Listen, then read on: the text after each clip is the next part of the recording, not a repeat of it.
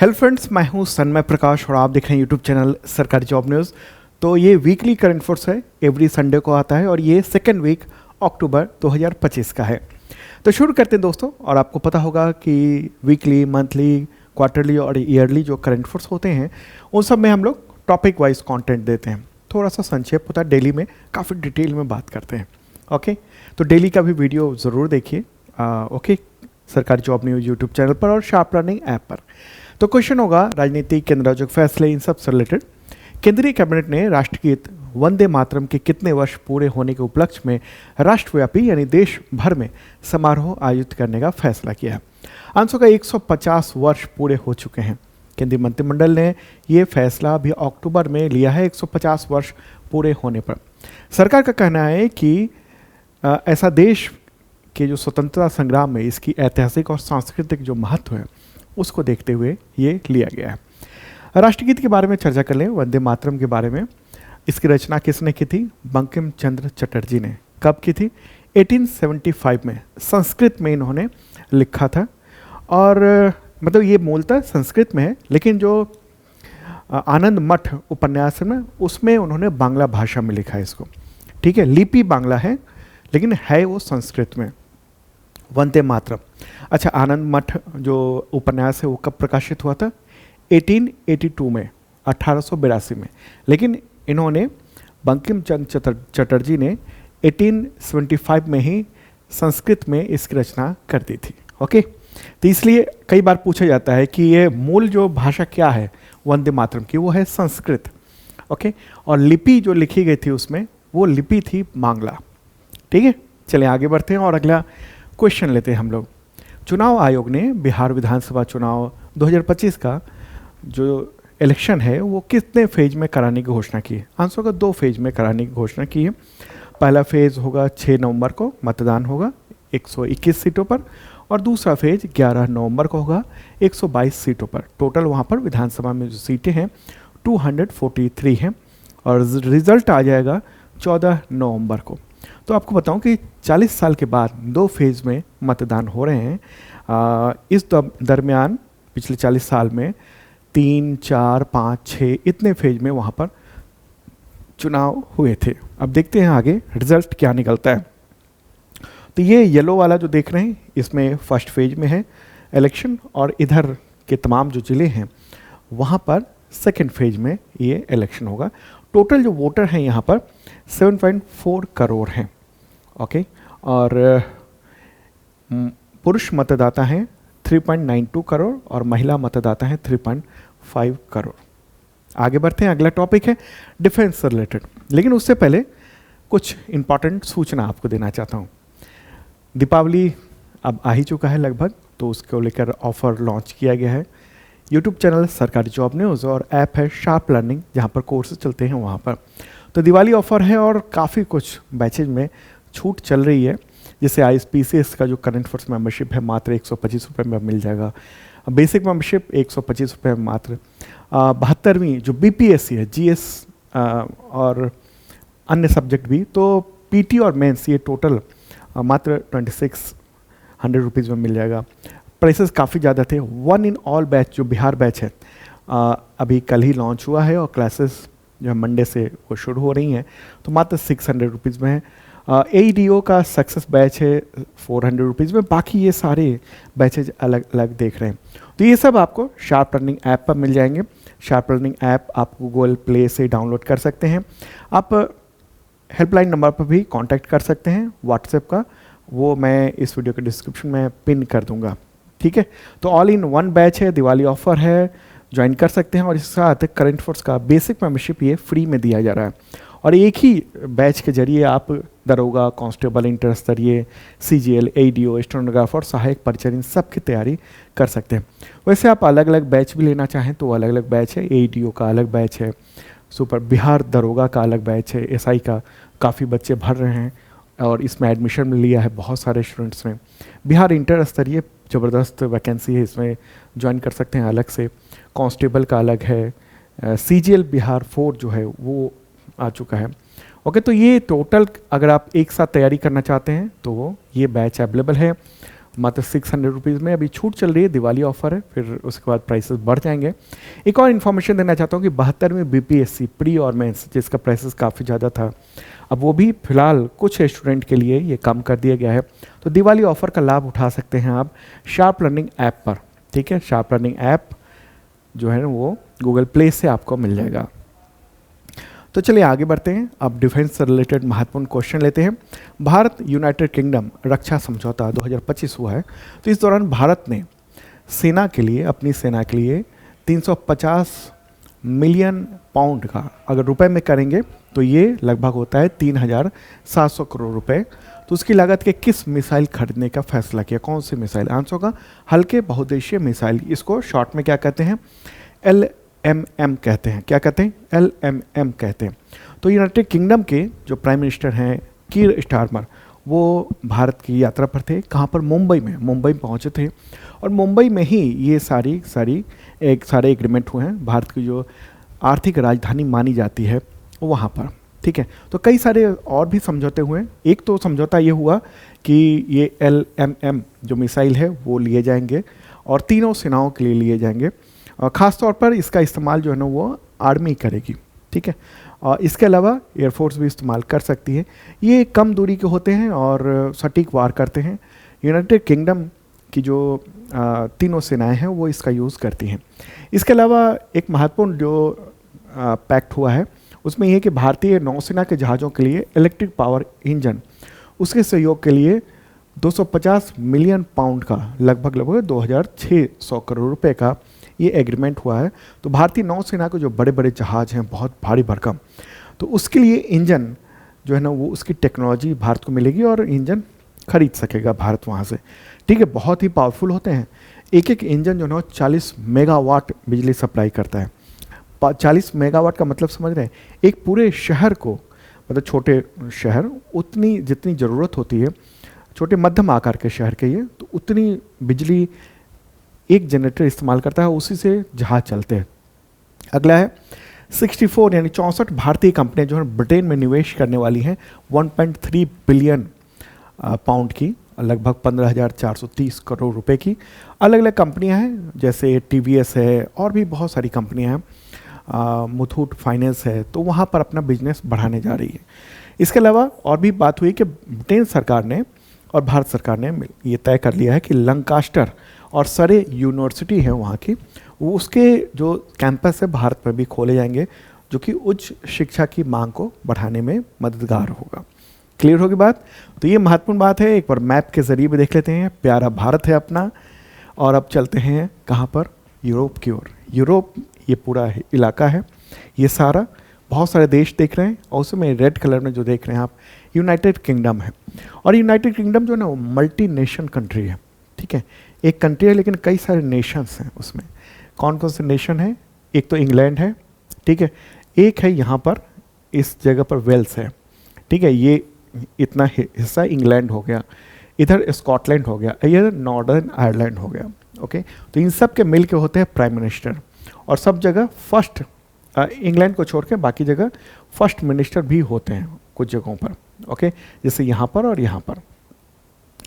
Clear होगी बात? चलिए आगे बढ़ते हैं। और अगला क्वेश्चन, इंडियन नेवी में शामिल होने वाला दूसरा पनडुब्बी रोधी युद्धपोत, उसका नाम बताएं, जो अर्नला क्लास का जहाज है, और ये कहेंगे हम स्वदेशी।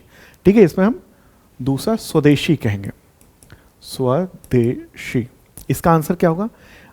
INS एंड्रोथ।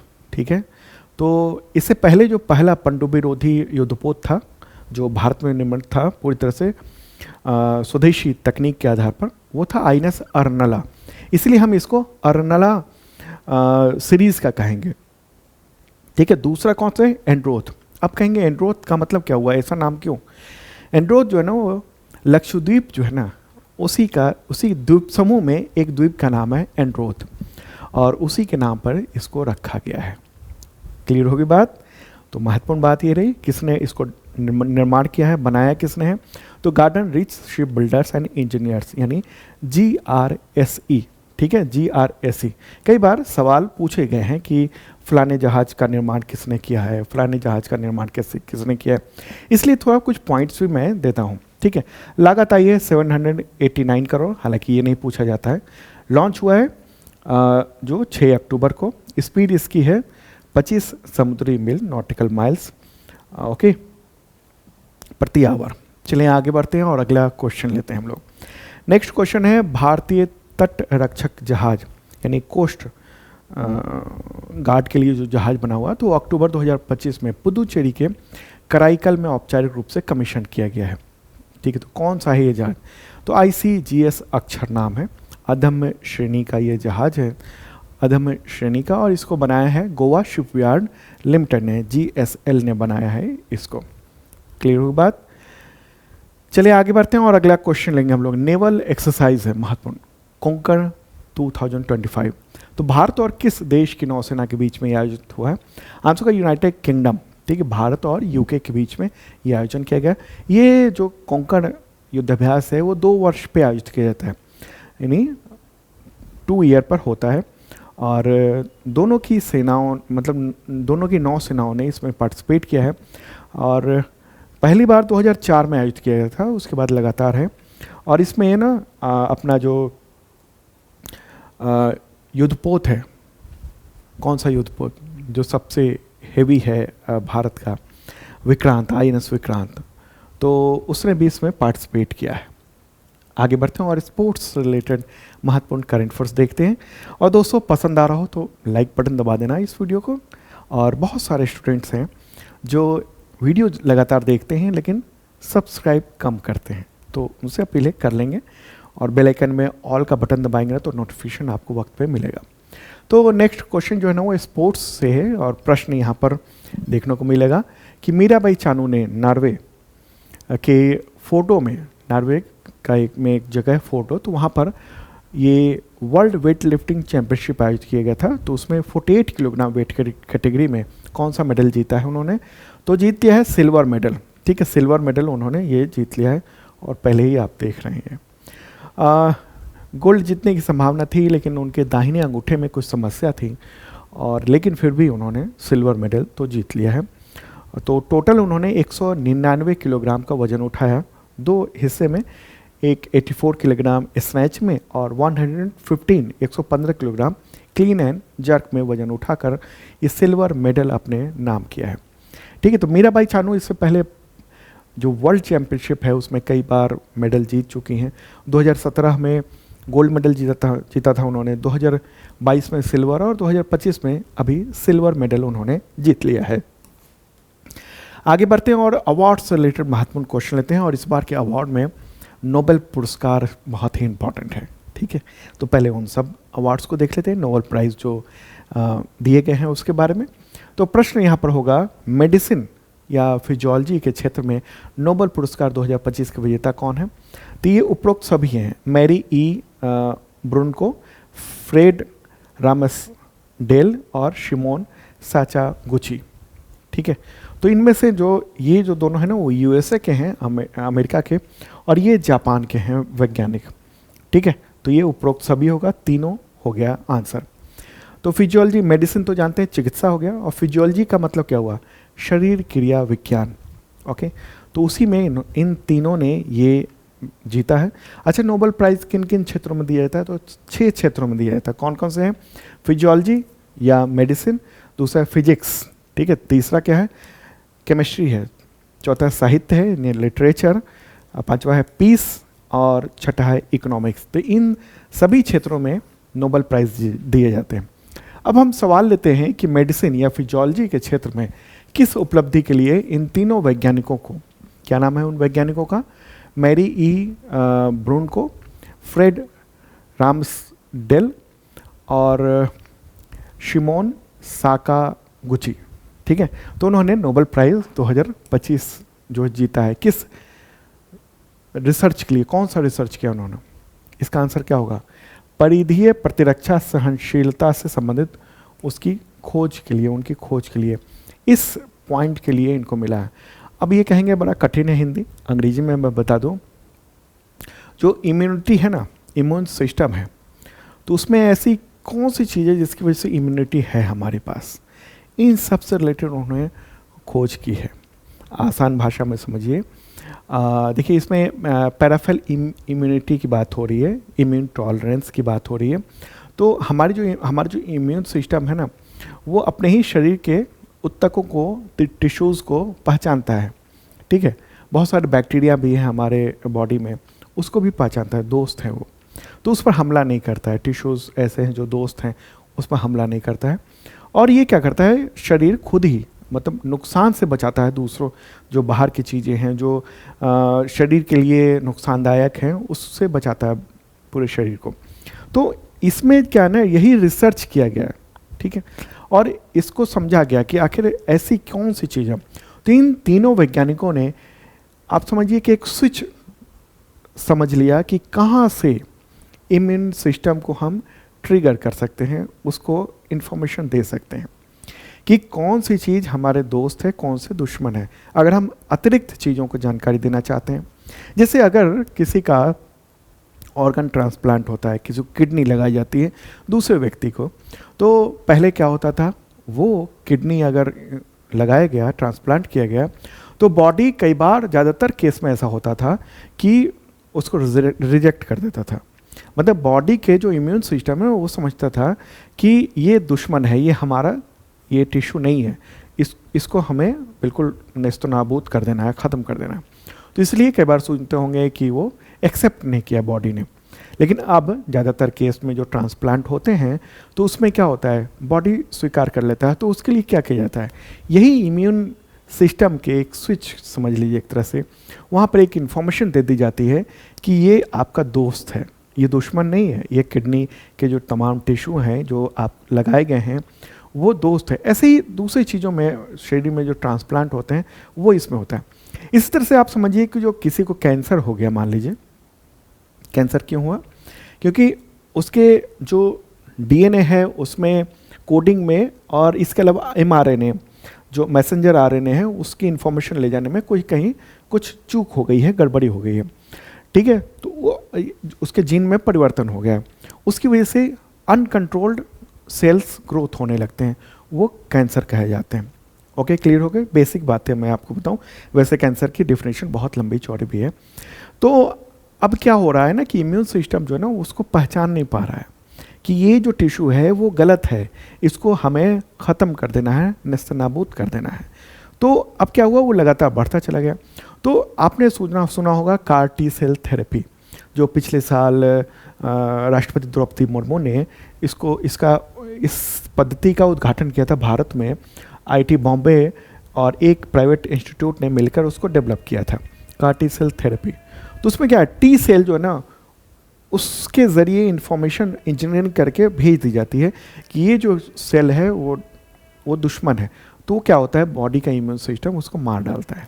तो बेसिकली यही रिसर्च उन्होंने किया, और आज नहीं किया, इन्होंने 1995 में किया था, और आज उसका मतलब दुनिया बदल देने वाले ये क्रांतिकारी इन्होंने रिसर्च किए हैं, ठीक है। कुछ डिटेल में हमने PDF में भी दिया हुआ है, तो आप डाउनलोड कर सकते हैं। इस वीडियो का जो PDF है ना, वो आपको शार्प लर्निंग ऐप पर मिलेगा। डेली का फ्री होता है, वो शार्प लर्निंग ऐप पर भी फ्री होता है, और यूट्यूब के लिंक में भी हम दे देते हैं डिस्क्रिप्शन में। वीकली, मंथली, क्वार्टरली, ईयरली, ये सब के PDF आपको मिलेंगे करंट अफेयर्स के मेंबरशिप लेने के बाद। मेंबरशिप दो तरह की होता है, एक वीकली मतलब एक ISPCS उस लेवल का, और एक बेसिक मेंबरशिप होता है, बेसिक वाला SSC, टीचर, रेलवे, इन सब के लेवल का होता है। तो वो मेंबरशिप प्लान आप ले सकते हैं शार्प लर्निंग ऐप से, और अभी तो छूट भी चल रही है ज़बरदस्त, ठीक है। इसके अलावा अगर कोई कोर्स परचेज हुआ है तो उसके साथ भी करंट अफेयर्स के कंटेंट PDF मिल जाते हैं। आगे बढ़ते हैं, अगला क्वेश्चन, फिजिक्स के क्षेत्र में, भौतिक विज्ञान के क्षेत्र में नोबेल प्राइज़ विजेता का नाम बताएं, क्या है नाम? John Clarke, Michel H. Devoret और जॉन M. मार्टिनेस, ये कट गया है, ठीक है, मार्टिनेस। तो ये जो तीनों हैं, इनको 7 अक्टूबर को दिए जाने की घोषणा की गई है, और ये फोटोग्राफ आप देख रहे हैं, ठीक है। तो इसमें क्या है ना, जॉन क्लार्क जो है ना वो यूनाइटेड किंगडम के हैं, जबकि मिशेल जो है वो फ्रांस के हैं, और जॉन M. मार्टिनेस जो वैज्ञानिक हैं वो कहाँ के हैं, वो अमेरिका के हैं, ठीक है। चले आगे बढ़ते हैं, और इसी से रिलेटेड एक क्वेश्चन लेते हैं कि फिजिक्स के क्षेत्र में किन उपलब्धि के लिए या किस उपलब्धि के लिए जॉन क्लार्क, मिशेल एच डेवोरेट और जॉन एम मार्टिनेस उनको नोबेल प्राइज़ 2025 के लिए चुना गया है? इसका आंसर क्या होगा? इसका आंसर है इलेक्ट्रिक सर्किट में माइक्रोस्कोपिक क्वांटम मैकेनिकल टनलिंग और ऊर्जा क्वांटनाइजेशन की खोज के लिए। अब इसके लिए ये अवार्ड जो है दिए जाने की घोषणा की गई है इन तीनों वैज्ञानिकों को। अब आप सोचेंगे कि ये क्या है। देखिए, क्वांटम फिजिक्स जो है ना बहुत ही अलग तरह की चीज़ है, ठीक है। अब आमतौर पे क्या होता है कि जब आप किसी गेंद को फेंकते हैं, ठीक है, तो वो दीवार से टकरा कर वापस लौट जाती है। लेकिन वैज्ञानिकों ने ये ढूंढा, इन वैज्ञानिकों ने, कि कुछ ऐसे क्वांटम जो कण हैं जो एक्चुअली में लौटते नहीं है बल्कि पार कर जाते हैं। तो ये दीवार है लेकिन उसको पार कर जाते हैं। तो इसकी इन्होंने कुछ खास चीज़ों की खोज की इन सब वैज्ञानिकों ने, और जिसका नतीजा है कि अभी इस वक्त हम बहुत कुछ बदलाव देख रहे हैं अपने जीवन में, ठीक है।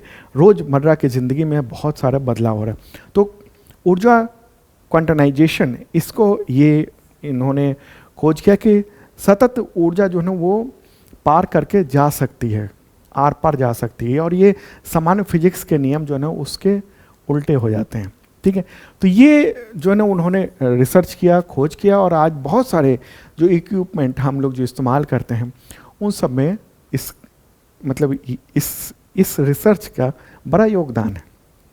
आगे बढ़ते हैं, अगला क्वेश्चन। शांति के लिए यानी पीस के लिए 2025 का नोबेल प्राइज़ विजेता कौन है? आंसर होगा मारिया मचाडो। कौन है? मारिया मचाडो। फोटोग्राफ देख रहे हैं, ये कौन है आखिरकार? ये वेनेजुएला में विपक्ष के लीडर हैं, और इनको अवार्ड क्यों मिला है? तो लोकतांत्रिक अधिकारों को बढ़ावा देने और तानाशाही से लोकतंत्र की ओर शांतिपूर्ण बदलाव के प्रयास के लिए इनको दिया गया है, ठीक है।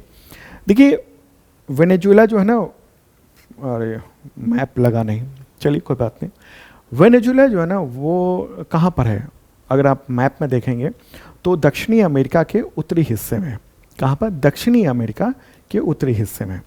दक्षिणी अमेरिका आप जानते हैं ना? हाँ, ठीक है। तो वहीं पर एक देश है वेनेजुएला, और वहाँ पर तेल का बहुत भंडार है। और अमेरिका और जो यूरोपीय देश है ना, उनके मन मुताबिक वहाँ के राष्ट्रपति चलते नहीं हैं।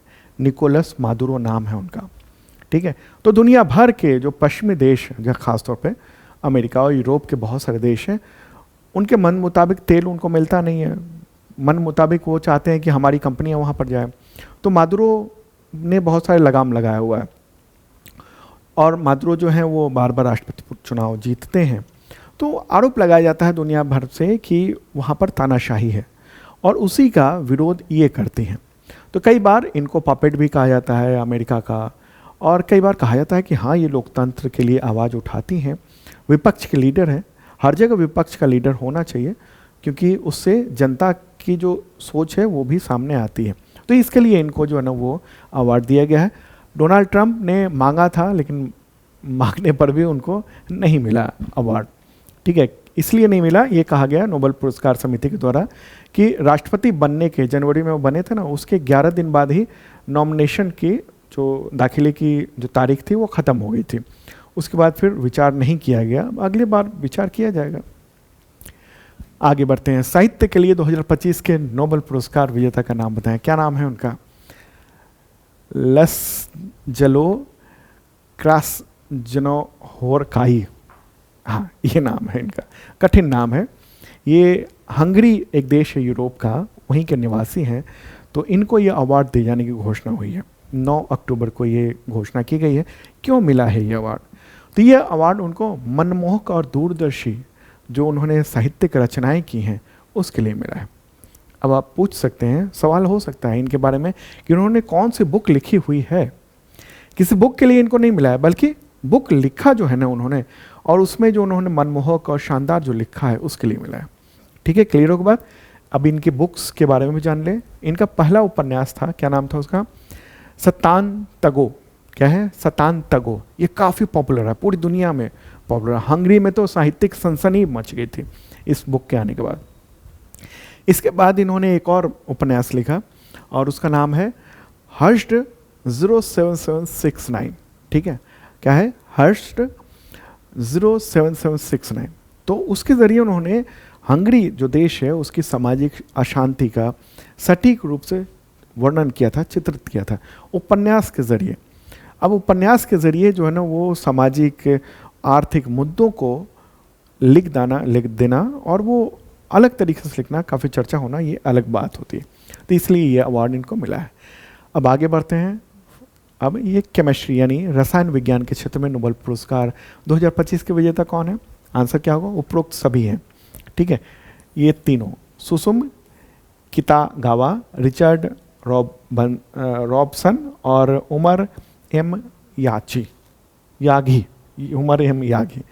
तो कौन कौन है? देखिए, ये जो सुसुम कितागावा है ना, ये जापानी है, और रिचर्ड रॉबसन जो है ना वो है ऑस्ट्रेलिया के, और उमर एम यागी जो है ना वो अमेरिकी वैज्ञानिक है। तो इन सबको ये अवार्ड दिए जाने की घोषणा की गई 8 अक्टूबर को, ठीक है। तो चलिए अब आगे बढ़ते हैं और एक और क्वेश्चन लेते हैं इससे रिलेटेड कि आखिरकार क्यों मिला इन तीनों को। मतलब विजेता तो ये रहे, फोटोग्राफ देख रहे हैं आप, विजेता। अब ये सवाल है कि इन तीनों वैज्ञानिकों को आखिर क्यों मिला ये अवार्ड। नाम आपको याद रखना चाहिए किनको मिला है, कौन कौन है? सुसुम कितागावा, रिचर्ड रॉबसन और उमर एम यागी। तो इन सबको क्यों मिला है ये अवार्ड? इसका आंसर क्या होगा? धातु कार्बनिक ढांचे के विकास के लिए। अब आप कहेंगे ये है क्या, कैसे समझें इसको हम? देखिए, इन सब ने क्या किया ना, MOF बनाया है। MOF क्या होता है? मेटल ऑर्गेनिक फ्रेमवर्क होता है, और इसको कई तरह से विकसित किया है, ठीक है। इन तीनों वैज्ञानिकों को देख रहे हैं ना, एक ने उसके शुरुआती स्टेज विकसित किया MOF का, दूसरे ने उससे बेहतर, तीसरे ने उससे बेहतर, और वो जो है ना ये इस तरह की चीज़ें हैं। मतलब ये हुआ, ऐसा फ्रेमवर्क बनाया उन्होंने, MOF बनाया, यानी मेटल ऑर्गेनिक फ्रेमवर्क जो बनाया, जो बहुत ही मजबूत होता है और बहुत कम पदार्थ होता है एक्चुअल में, और उसके अंदर खाली जगह हो सकती है। थोड़ी सी भी मात्रा से एक फुटबॉल मैदान के बराबर का आकार बनाया जा सकता है, और ख़ास तौर पर गैस को स्टोर करने में बहुत अभी इस्तेमाल किया जाता है, जो बहुत मजबूत होता है और गैस को स्टोर कर सकते हैं। तो ये जो बदलाव देखने को मिला गैस स्टोरेज में, ये इनके रिसर्च से मिला है, ओके। चलिए आगे बढ़ते हैं। अब अवार्ड से रिलेटेड कुछ और क्वेश्चन देख लेते हैं। सामाजिक सुरक्षा के विस्तार के लिए किस देश को ISSA पुरस्कार दिया गया है? आंसर क्या होगा? भारत को मिला है। कुआलालंपुर में, मलेशिया में जो कुआलालंपुर जगह है वहीं पर ये आयोजन हुआ था। वर्ल्ड सोशल सिक्योरिटी फोरम, उसी के दौरान ये दिया गया है। अंतर्राष्ट्रीय सामाजिक सुरक्षा संघ के द्वारा आयोजित किया गया था, उसी के दौरान 29 सितंबर से 3 अक्टूबर तक आयोजन था। तो 3 अक्टूबर को ये अवार्ड दिया गया है। और भारत के ये फोटोग्राफ देख रहे हैं ना, कौन है ये? ये है मनसुख मांडविया, ये भारत के श्रम और रोजगार मंत्री हैं। तो उन्होंने ये अवार्ड जो है वो रिसीव किया है। क्यों मिला है ये अवार्ड? सामाजिक सुरक्षा का विस्तार भारत ने बहुत किया है, ठीक है। तो उसी वजह से ये अवार्ड जो है वो दिया गया है। आगे बढ़ते हैं और पर्यावरण से रिलेटेड महत्वपूर्ण क्वेश्चन से लेते हैं। और कैसा लग रहा है कमेंट बॉक्स में आप बता सकते हैं, ज़रूर बताना आप।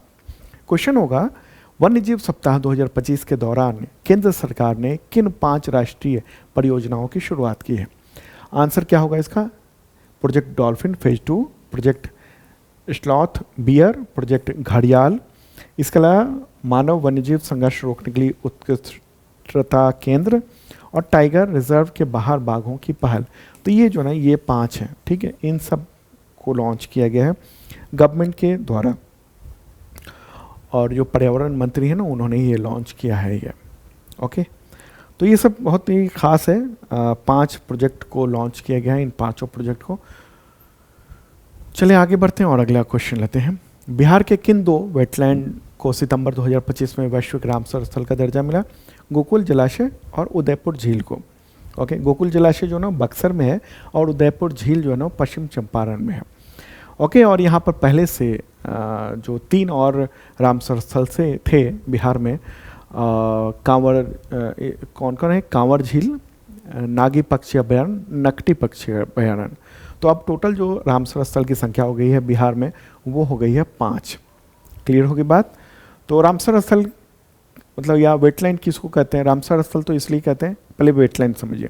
वेटलैंड मतलब कि ऐसी जगह जहाँ पानी तो हो लेकिन पक्षी के खड़े होने की और उसको खाने की मतलब बेहतर व्यवस्था हो खड़े होकर, ठीक है, ये वेटलैंड हो गया, नम भूमि होगी जहाँ हल्का पानी भी है।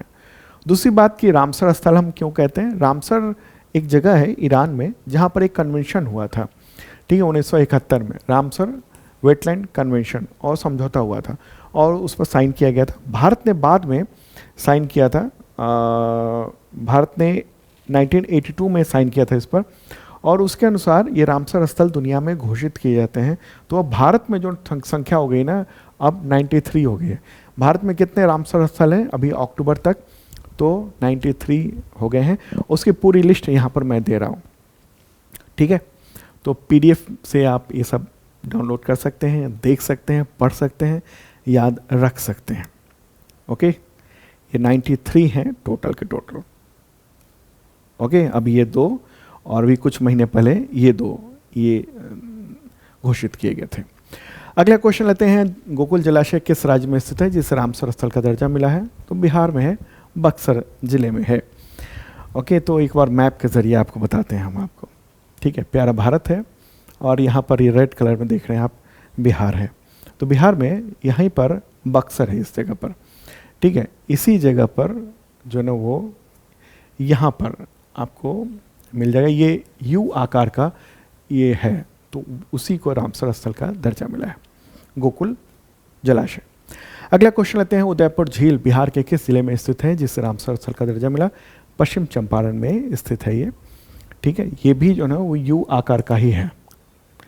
अगला क्वेश्चन लेते हैं, किस जिले और राज्य में स्थित मेनार वेटलैंड कॉम्प्लेक्स को रामसर स्थल का दर्जा मिला है? तो उदयपुर राजस्थान में है ये, उसे दर्जा मिला है। हालांकि ये पहले मिल गया था कुछ महीने पहले। कॉम्प्लेक्स का मतलब हुआ कई तालाब झील का समूह, ठीक है। तो वहाँ पर ब्रह्म तालाब है, ढांड तालाब है, खेड़ा तालाब है, तो इन सब को मिलाकर जो ना वो कहेंगे हम मेनार वेटलैंड कॉम्प्लेक्स, तो उसको रामसर स्थल का दर्जा मिला। अगला क्वेश्चन, किस जिले और राज्य में स्थित खींचन वेटलैंड को रामसर स्थल का दर्जा मिला है? जोधपुर राजस्थान, ठीक है, जोधपुर राजस्थान, वहाँ पर ये स्थित है। अगला क्वेश्चन लेते हैं, अंडमान और निकोबार द्वीप समूह जो है ना, वहाँ पर किस द्वीप मतलब उसके किस द्वीप पर 20 वर्षों के बाद अक्टूबर 2025 में मड ज्वालामुखी जो फटा है? आंसर क्या होगा? बाराटांग द्वीप पर। कुछ द्वीपों पर वहाँ पर जो है वो ज्वालामुखी है। तो भारत में जो सक्रिय ज्वालामुखी हैं वो आपको अंडमान निकोबार द्वीप समूह पर मिलेंगे। कुछ द्वीपों पर मड ज्वालामुखी कहेंगे हम। तो वो क्या है ना, मतलब कीचड़ जैसा निकलता है नीचे से, उससे धुएं भी निकलते हैं। तो ये स्थिति है और वहाँ पर ज्वालामुखी फटा है, मिट्टी का ज्वालामुखी कहेंगे। नीचे से जो गर्म लावा आता है वो गर्म करता हुआ और फिर चूँकि पानी भी है वो सब बाहर निकलता जाता है। तो 2 अक्टूबर को ये फटा था और इससे मिट्टी जो है ना वो कम से कम 10 से 15 मीटर हवा में उछल गई थी।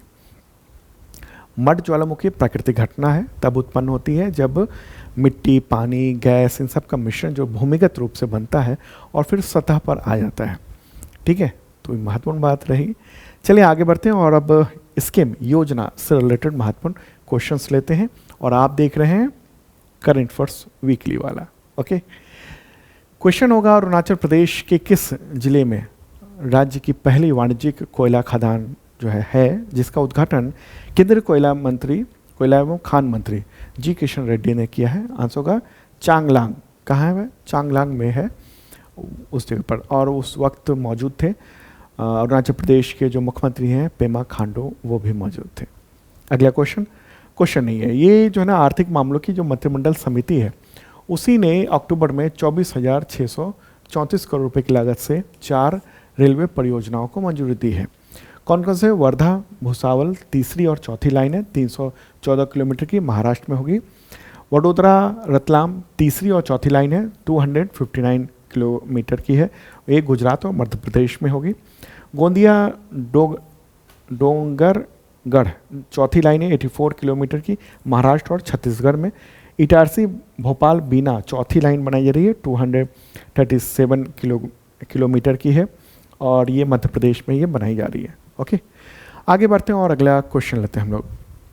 केरल के मुख्यमंत्री पी विजयन ने अक्टूबर 2025 में किस जिले में प्रसिद्ध चित्रकार ए रामचंद्रन को समर्पित संग्रहालय का उद्घाटन किया है? आंसर कोल्लम में ये उद्घाटन किया गया है। अब विदेश से रिलेटेड कुछ महत्वपूर्ण क्वेश्चंस ले लेते हैं। अफगानिस्तान पर तालिबान के कब्जे के बाद पहली बार वहां के विदेश मंत्री ने यूएनएससी से अनुमति लेने के बाद अक्टूबर 2025 में भारत की यात्रा की, तो उनका नाम क्या है? आमिर खान मुत्ताकी। क्या नाम है? आमिर खान मुत्ताकी है, और ये फोटोग्राफ देख रहे हैं। तो पहली बार है जब आधिकारिक तौर पर जो है तालिबान शासन का प्रतिनिधि भारत पहुंचा है, ठीक, ऑफिशियल रूप से वहाँ के अधिकारी पहुंचे हैं। 2021 में तालिबान ने कब्जा कर लिया था अफ़गानिस्तान पर, अमेरिका वहाँ से भाग गया था, तो उसके बाद से पहली बार है जब ये आए हैं। अब सवाल ये होगा कि आखिर क्यों परमिशन लेना पड़ा है। चलिए आगे बढ़ते हैं, अगला क्वेश्चन लेते हैं। संयुक्त राष्ट्र के किस अंग से छूट प्राप्त करने के बाद तालिबान शासित अफगानिस्तान के विदेश मंत्री आमिर खान मुत्ताकी भारत की यात्रा कर सके हैं अक्टूबर में? आंसर का United Nations security council UNSC, संयुक्त राष्ट्र सुरक्षा परिषद, इससे परमिशन लेनी पड़ी है। क्यों परमिशन लेनी पड़ी है? क्योंकि तालिबान को ना आतंकी संगठन के रूप में दर्शाया गया है यूनाइटेड नेशन सिक्योरिटी काउंसिल के द्वारा, और उससे जुड़े हुए जो तमाम लोग हैं उनकी यात्रा पर भी प्रतिबंध लगा हुआ है। तो वो अगर किसी देश में जाते हैं तो उनको पहले यूएनएससी से परमिशन लेनी पड़ती है, और यूएनएससी पूरी नहीं बैठती है, बल्कि उसकी एक कमेटी है, सैंक्शन कमेटी है, वो फिर परमिशन देती है अप्लाई करने के बाद। तो इन्होंने अप्लाई किया है कि भाई अच्छा, इनको आतंकी नहीं घोषित किया हुआ है, बल्कि तालिबान को आतंकी संगठन घोषित किया हुआ है। तो चूंकि उससे जुड़े हुए हैं इसलिए इन पर भी बैन है कि आप ये कहीं दूसरे देशों में जा नहीं सकते हैं। तो इसके लिए इनको परमिशन लेनी पड़ी, और फिर यूनाइटेड नेशंस की जो सैंक्शंस कमेटी है यूएनएससी की, उसी ने फिर परमिशन दी, तब जाके वो भारत आ सके हैं। अगला क्वेश्चन लेते हैं। भारत ने किस पड़ोसी देश में स्थित अपने टेक्निकल मिशन को 4 वर्ष के बाद फिर से दूतावास का दर्जा देने की घोषणा की है? आंसर का अफगानिस्तान, ठीक है, अफगानिस्तान वहाँ के। तो विदेश मंत्री एस जयशंकर से मिले थे मुत्ताकी, और उसी के बाद उनके रिक्वेस्ट पर भारत ने काबुल में जो स्थित तकनीकी मिशन है उसको दूतावास में फिर से बदल दिया गया। अब राजदूत वहाँ पर होंगे, ठीक है। तो इसको किस तरीके से देखा जा रहा है इस चीज़ को ना, तालिबान का जो शासन है अफगानिस्तान में उसको अपरोक्ष रूप से मान्यता देने की एक प्रक्रिया के तौर पर देखा जा रहा है। परोक्ष रूप से नहीं, मतलब डायरेक्ट नहीं, अपरोक्ष रूप से एक तरह से हमारा कनेक्शन और बेहतर होगा, ठीक है। तो ये एक इम्पॉर्टेंट बात है। एक बार इसको मैप के ज़रिए चीज़ों को समझते हैं, क्यों इम्पॉर्टेंट है हमारे लिए अफ़गानिस्तान और वहाँ का तालिबान। ये प्यारा भारत है और ये पड़ोसी देश है हमारा अफ़गानिस्तान, जिसकी सीमा यहाँ लगती है लद्दाख से, ठीक है, और यहाँ पर है ये पाकिस्तान। अब हमें अगर इस क्षेत्र में जाना है, सेंट्रल एशिया में, इसके अलावा रूस में, तो हमें कैसे जाना होगा? हम तो सीधे जाना होगा, तो यहाँ से होकर जाना होगा। और तो हम क्या करते हैं, यहाँ पर हम लोगों ने, भारत ने चाबहार में एक पोर्ट है, शाहिद बेहश्ती पोर्ट है, ठीक है, उसको भारत ने डेवलप किया है और भारत संचालित करता है। उधर ही से ये इस तरह से जा सकते हैं। और पूरा क्षेत्रीय संतुलन के लिए, चूँकि पाकिस्तान ज़्यादा शरारत ना कर सके, बदमाशी ना कर सके, इसके लिए ये ज़रूरी है कि उसके पड़ोस का जो देश है वो हमारे साथ हो। अभी अफ़गानिस्तान का जो तालिबान शासन है उससे भारत के बहुत बेहतरीन रिश्ते हैं, और पाकिस्तान के साथ अफ़गानिस्तान का जो तालिबान शासन है उससे दुश्मनी है। और क्या है, पाकिस्तान और अफ़गानिस्तान के बीच में सीमा विवाद बहुत ज़बरदस्त हो रहा है। अभी भी लड़ाइयाँ चल रही हैं कई क्षेत्रों में, और पाकिस्तान के बहुत सारे सैनिक लगातार मारे जाते हैं। हर हफ्ते खबरें आती हैं कि पाकिस्तान के सैनिक मारे गए। क्यों? क्योंकि यहाँ संघर्ष चल रहा है। जिस तरह से एलओसी पर जो संघर्ष चल रहा है ना, एलओसी पर जो गोलीबारी होती है, उससे भी भयानक ढंग से अफ़गानिस्तान और पाकिस्तान के बीच में चल रहा है। तो भारत ने साफ तौर पे कहा है कि यहाँ इसकी क्षेत्रीय अखंडता मजबूत रहनी चाहिए, ठीक है। पाकिस्तान का नाम नहीं लिया गया, लेकिन संदेश ये था पाकिस्तान को कि ये जो है ना वो क्षेत्र मजबूत रहना चाहिए। ओके, तो ये महत्वपूर्ण बात रही। अच्छा, एक और बात उसने कही है कि जो सीमा पार आतंकवाद है उसको बिल्कुल बर्दाश्त नहीं किया जा सकता है, ये बहुत गलत है। मतलब पाकिस्तान को अपरोक्ष रूप से ये बातें टारगेट की है उन्होंने। अच्छा, मुक्ताकी ने भारत में देवबंद जो इस्लामिक एक सेंटर है वहाँ पर यात्रा की, ताजमहल भी वो गए थे, वहाँ भी यात्रा की उन्होंने। आगे बढ़ते हैं। जेएनजी के प्रदर्शन की वजह से मेडागास्कर में सत्ता परिवर्तन होने पर नया प्राइम मिनिस्टर कौन बना है? रुपिन फोर्टुनेट जाफिसम्बो ये हैं, और ये रिटायर्ड सैन्य अधिकारी हैं। तो इनको कमान दी गई है वहाँ के राष्ट्रपति के द्वारा। राष्ट्रपति का नाम है एंड्री राजोइलिना। ठीक है, हिंद महासागर में ये देश है मेडागास्कर। चलते हैं उधर, प्यारा भारत है अपना। और मेडागास्कर जो ना इस तरफ आपको मिलेगा, ये वाला जो हिस्सा दिख रहा है ना, ये है मेडागास्कर। ओके, कई मिलियन साल पहले भारत का जो हिस्सा है मेडागास्कर से जुड़ा हुआ था, लेकिन फिर आगे बढ़कर उधर चला गया। ओके, तो मेडागास्कर में जेएनजी ने बहुत बवाल किया था, प्रदर्शन किया था। क्यों? वहाँ बिजली संकट बहुत ज़्यादा था, पानी का संकट बहुत ज़्यादा था, भ्रष्टाचार बहुत ज़्यादा मामला था। इस वजह से मेडागास्कर की राजधानी क्या है? Antananarivo, Antananarivo. ओके, मुद्रा वहाँ पर है मालागासी एरियरी, मालागासी एरियरी। अगला क्वेश्चन लेते हैं। ये फ्रांस के इतिहास में सबसे कम समय तक प्रधानमंत्री रहने वाले व्यक्ति का नाम बताया, जिन्होंने 27 दिनों में ही 9 अक्टूबर को इस्तीफा दे दिया। आंसर का सेबेस्टियन कार्नेलो। लेकिन एक और अपडेट है कि फिर से इनको प्राइम मिनिस्टर बना दिया है राष्ट्रपति इमैनुअल मैक्रोन ने। ठीक है, मात्र 27 दिन तक ये प्राइम मिनिस्टर है, इस्तीफा दे दिया, फिर से इनको बना दिया गया है, लेटेस्ट अपडेट है। लेकिन चूंकि इस्तीफा दे दिया था, इसलिए सबसे कम अवधि के फ्रांस के प्राइम मिनिस्टर सेबेस्टियन लेकोर्नु कहे जाएंगे। क्लियर हो गई बात? वहाँ जो प्रधानमंत्री होता है ना, वो राष्ट्रपति के अंडर में होता है। राष्ट्रपति ही सबसे ज़्यादा पावरफुल है, भारत में नहीं है। भारत में अपरोक्ष रूप से, मतलब सीधे कह सकते हैं कि राष्ट्रपति के अंडर में सब कुछ है, लेकिन बहुत ज़्यादा डिसीजन पावर एक्चुअली है नहीं। रबर स्टैंप के तौर पर माना जाता है भारत में राष्ट्रपति को। सारे फैसले देने का संविधान में अधिकार जो दिया गया ना, वो मंत्रिमंडल को दिया गया है, मूलतः एक तरह से कहेंगे। वहाँ पर क्या है, फ्रांस में राष्ट्रपति ही सबसे प्रमुख है, उसी के पास सब कुछ पावर है, उसके अंडर में उसके निर्देशों पर प्रधानमंत्री काम करेंगे। ठीक है, भारत में बस कहने को है कि हाँ राष्ट्रपति ही सबसे प्रमुख है, लेकिन एक्चुअल में मंत्रिमंडल जो है ना वो फैसला करता है। आगे बढ़ते हैं, अगला क्वेश्चन लेते हैं हम लोग। ऐतिहासिक स्थल कुछ देख लेते हैं। किस देश में 12,000 वर्ष पुराना मानव चेहरे वाला स्तंभ खोजा गया है? आंसर का तुर्की में। तुर्की का जो दक्षिण पूर्वी इलाका है कराहांगतेपे, तो वहाँ पर ये खोजा गया है। और ये नवपाषाण युग का मामला है, और ये पहली बार इतना वर्ष पुराना ये कुछ स्तंभ मिला है जहाँ पर चेहरे की आकृति बनी हुई है। तो एक तरह से ये बताता है कि वहाँ उस वक्त प्रतीकात्मकता, आत्म अभिव्यक्ति की भी स्थिति थी वहाँ उस समय। ओके, चलिए आगे बढ़ते हैं और दिवस से रिलेटेड महत्वपूर्ण क्वेश्चंस लेते हैं। और इस वीडियो के हम लोग आखिरी हिस्से में आ चुके हैं और समझते हैं दिवस। तो क्वेश्चन होगा, विश्व मानसिक स्वास्थ्य दिवस कब मनाया जाता है? 10 अक्टूबर को। और थीम क्या है? सेवाओं तक पहुँच, आपदाओं और आपात स्थितियों में मानसिक स्वास्थ्य, ये है इस बार की थीम। अगला क्वेश्चन होगा, वन्य जीव सप्ताह कब मनाया गया? तो 2 से 8 अक्टूबर को मनाया गया। और थीम थी इस बार की सेवा पर्व, प्रकृति के प्रति सेवा और उत्तरदायित्व पर ध्यान केंद्रित करना, ये इस बार की थीम रही। अगला क्वेश्चन लेते हैं, विश्व कपास दिवस कब मनाया जाता है? तो 7 अक्टूबर को मनाया जाता है। और इस बार की थीम है कपास 2040, प्रौद्योगिकी, जलवायु और प्रतिस्पर्धात्मकता। ठीक है, ये है इस बार की थीम।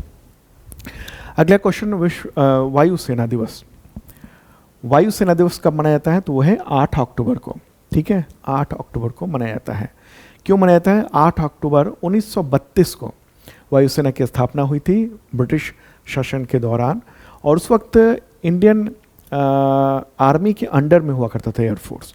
बाद में फिर उसको अलग किया गया, और फिर आज़ादी के बाद जो है ना उसमें से रॉयल हटा दिया गया, फिर इंडियन एयरफोर्स ये हो गया। अगला क्वेश्चन, विश्व पर्यावास दिवस कब मनाता है? World habitat day. तो अक्टूबर का जो पहला शनिवार होता है वो, और 2025 में 1 अक्टूबर को पहला शनिवार था। तो ये मनाया जाता है। अगला क्वेश्चन, गंगा डॉल्फिन दिवस कब मनाया जाता है? तो वो है 5 अक्टूबर को। भारत में गंगा नदी में जो डॉल्फिन है उसके संरक्षण को बढ़ावा देने के लिए मनाया जाता है। अगला क्वेश्चन, विश्व शिक्षक दिवस वर्ल्ड टीचर्स डे 5 अक्टूबर को मनाया जाता है।